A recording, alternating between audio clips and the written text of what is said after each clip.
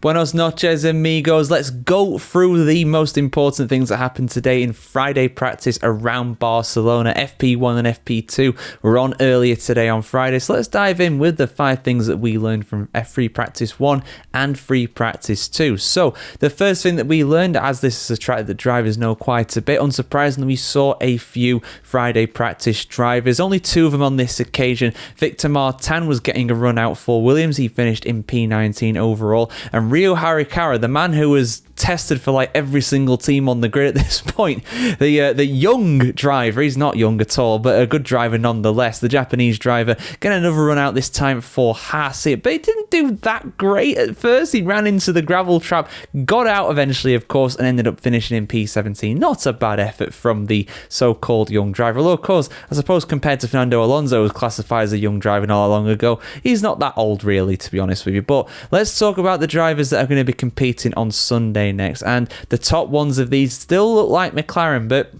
not quite as short as normally, I would say. I mean, the time gap was impressive, but we had only Lando Norris in P1 and FP1, and then only Oscar Piastri in P1 in FP2 as well. You know, both of these guys doing a good job, of course, but it wasn't like it was a dominant 1-2 for them. Although the time gap between first and the rest of the field, I mean, in FP1, it was something like over 3 tenths from Lando down to the chasing pack, and then in FP2, it was a quarter of a second. FP2 being a lot more representative of the running we can expect in qualifying, because it's basically on at the same time but just 24 hours earlier. So it's looking good for McLaren. It's not looking like a slam dunk pole position, but I do wager it's going to be a papaya cart starting in P1 on Sunday, and that usually means that it's going to be a victory. Spain actually has a higher rate of pole position conversion than Monaco over the last 34 years, or however long we've been coming here in total. But, of course, one of the few exceptions to that was last year when Max Verstappen managed to win from P2, so we'll see what happens there.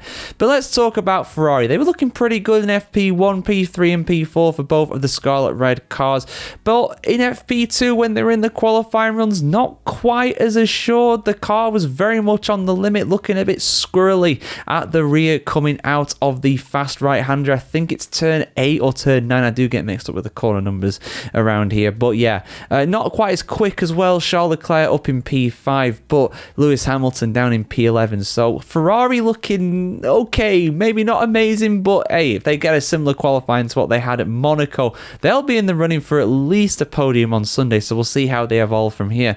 But I will mention the Bearman himself. Bearman somehow surviving a spin at turn 3, the fast right-hander in the first sector. That was a really tricky one. Thankfully did not beat it in the gravel, and he continued and did a lot more running in FP2. Yeah, not exactly too confidence inspiring there, but we'll see what happens with him for the remainder of the weekend. But are Williams in trouble?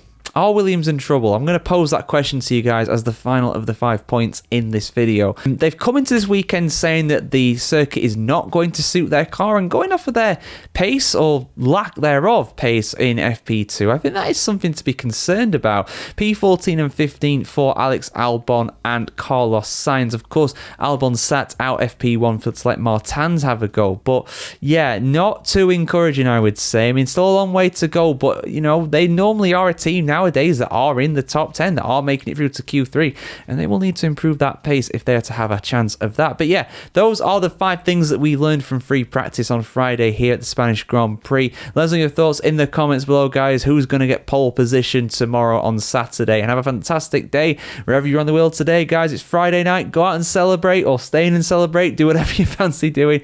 See you soon for much more Formula 1 content in the build-up to the Spanish Grand Prix, just like this.